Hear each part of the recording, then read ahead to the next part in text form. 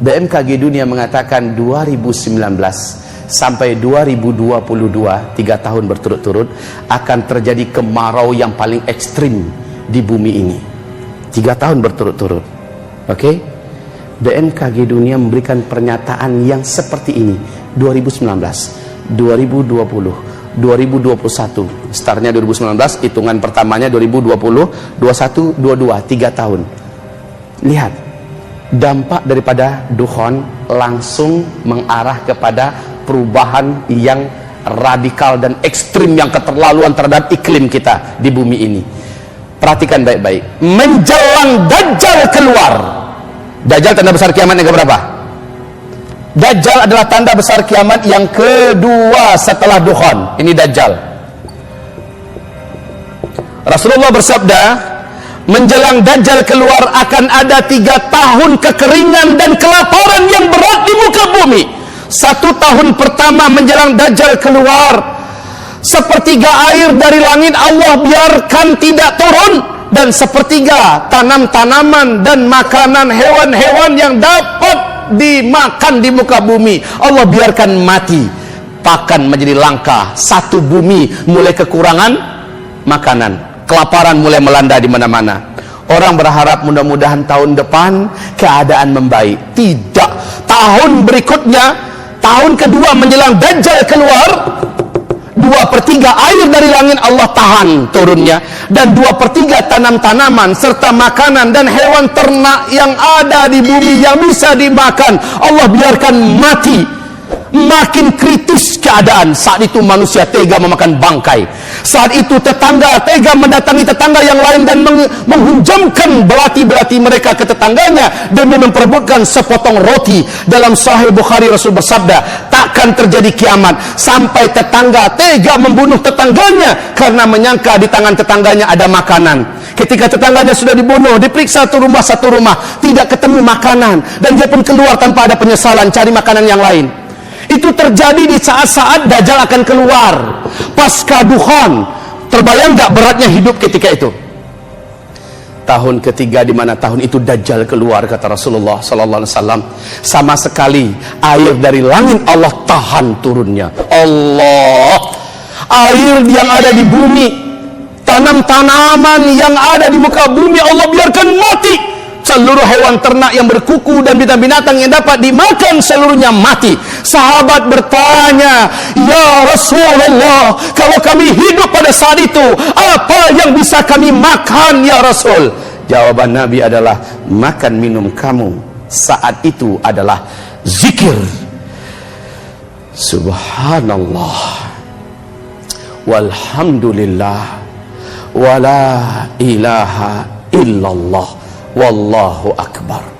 Siapa yang membacanya berulang-ulang dan dia meniatkan untuk mengenyangkan perutnya yang kelaparan, Allah akan kenyangkan perutnya dan dia tidak lagi akan kelaparan.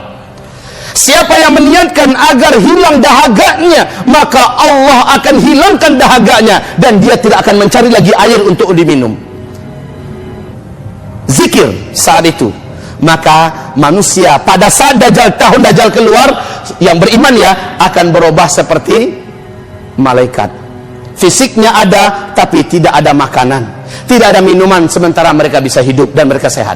Orang beriman lagi, orang beriman macam ini hanya yang sebelum ini terjadi, iman mereka sudah terbentuk, akidah mereka sudah benar, amal mereka banyak, sehingga saat mereka mengamalkan anjuran-anjuran Nabi akhir zaman ini, langsung terjadi kun fayakun Allah.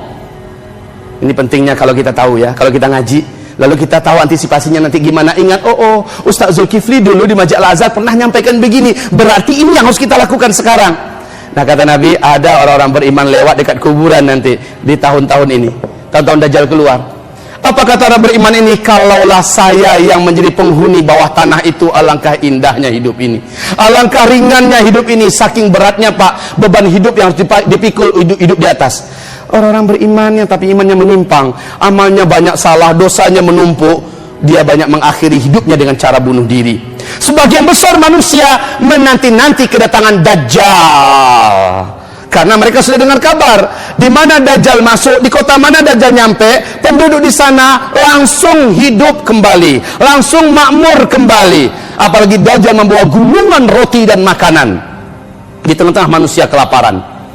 Dajjal betul-betul menjadi idola. Dajjal diimpi-impikan kedatangannya dan sangat dinanti-nantikan. Dan Nabi mengharamkan umatnya ketika Dajjal keluar, kamu jangan pernah ingin berjumpa dengannya. Karena siapapun yang berjumpa dengan Dajjal, dia pasti akan kafir kepada Allah dan dia akan sujud menyembah Dajjal. Walaupun Dajjal sudah hilang dari kotanya, dia akan tetap kafir kepada Allah sampai dia menghembuskan nafas terakhirnya. Innalillah. Yang paling banyak menyembah Dajjal nanti ketika Dajjal datang ke kota-kota kamu di seluruh dunia ini. Dari umatku yang paling banyak mengikuti Dajjal, sujud menyembah Dajjal adalah kaum wanita, kata Nabi. Kaum wanita. Maka Nabi mengajarkan 6 cara agar selamat dari Dajjal. Nabi ajarkan 6 cara agar selamat dari Dajjal. Pertama, kata Nabi, kalau kamu dengar Dajjal sudah keluar, maka segeralah kamu lari ke Mekah dan ke Madinah. Hanya 2 kota ini di bumi yang Dajjal tidak mampu masuk, baik fisiknya Dajjal atau bala tentaranya Dajjal atau kekuatan magic dan sihir Dajjal tidak akan mampu menembus Mekah dan Madinah. 2 kota ini saja. Yang kedua, Nabi mengatakan, kuatkan dan luruskan akidah kamu, tauhid kamu, dan wajib membaca doa sebelum Assalamualaikum dengan doa perlindungan dari Dajjal dalam salat. Allahumma inni a'udzubika min adzabil qabr wa min adzabin nar wa min fitnatil mahya wal mamat wa min fitnatil masiihid dajjal. Mintakan kepada Allah doa seperti itu. Imam Taus bahkan melarang anaknya, nak, kamu jangan sampai nggak baca doa. Ketahuan oleh Imam Taus, ternyata anaknya ini nggak baca, kedengaran oleh beliau nggak baca, lalu beliau ulangi salatmu, nak, baca itu doa perlindungan dari Dajjal. Yang ketiga, Rasul perintahkan kita untuk segera menghafal surat Al-Kahfi. Dan standar hafalnya selancar kita membaca Al-Fatihah, Pak. Baru bangun tidur suruh baca, langsung kita lancar membaca. Sebegitu lancarnya dari sekarang. Kenapa? Yang hafal surah Al-Kahfi 10 ayat pertama atau 10 ayat terakhir, saat Dajjal datang masuk ke kotanya, maka dia masuk ke rumahnya, dia baca itu surat, Dajjal tidak akan mampu menemukan rumahnya dan sihirnya tidak akan mampu menembus rumahnya. Nabi mengatakan, kalau Dajjal sampai ke kota kamu, yang keempat perintah Nabi, bawa istri-istri kamu masuk ke dalam rumah, bawa anak-anak gadis kamu masuk ke dalam rumah, bawa emak dan ibu kamu masuk ke dalam rumah, ikat kaki mereka, ikat tangan mereka, dan tambatkan tali itu di tiang rumah kamu, tutup pintu rumah kamu rapat-rapat dan jendela-jendelanya tutup semua, baca surat Al-Kahfi. Ini perintah Rasulullah sallallahu alaihi wasallam. Nabi haramkan umatnya jangan pernah keluar, sebab kata Rasulullah, akan ada seorang lelaki nanti dari umatku yang sangat yakin bahwa dia tidak akan terpengaruh oleh Dajjal, imannya tidak akan berubah ketika jumpa dengan Dajjal. Lalu dia keluar dari rumahnya. Saat dia berjumpa dengan Dajjal, saat itu langsung menguap iman dari dadanya dan dia sujud menyembah Dajjal. Dia kafir kepada Allah. Ketika Dajjal sudah engkang dari kotanya, dari negerinya, dia tetap kafir sampai dia meninggal dunia. Makanya Nabi haramkan jangan pernah jumpa dengan Dajjal. Jangan sok percaya dirilah, imanku udah mantap, tahajudku udah tiap malam sejak remaja dulu, lalu dengan andalan seperti itu keluar jumpa Dajjal. Wallahi tidak ada satupun manusia yang dibenarkan berjumpa dengan Dajjal oleh Nabi SAW. Ustaz Zulkifli sekarang ini berbicara, yang kelihatannya kokoh imannya, yang kelihatannya kayaknya gitu ya, ini udah nggak tergoyahkan, ketemu Dajjal, saya pastikan Zulkifli Muhammad Ali pasti akan menjadi penyembah Dajjal. Saking dahsyatnya sihir Dajjal itu, hipnotis magic yang dimiliki oleh Dajjal. Dan Dajjal ini, Pak, ketika dia muncul, seluruh dukun-dukun di muka bumi ini akan sujud menuhankan Dajjal.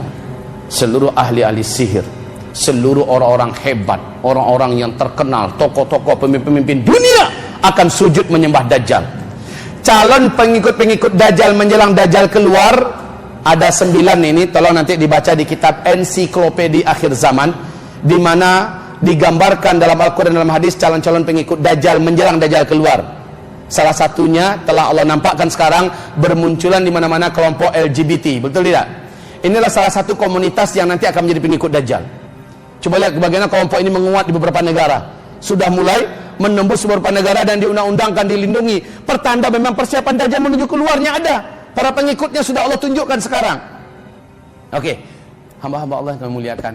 Siapa sih Dajjal itu?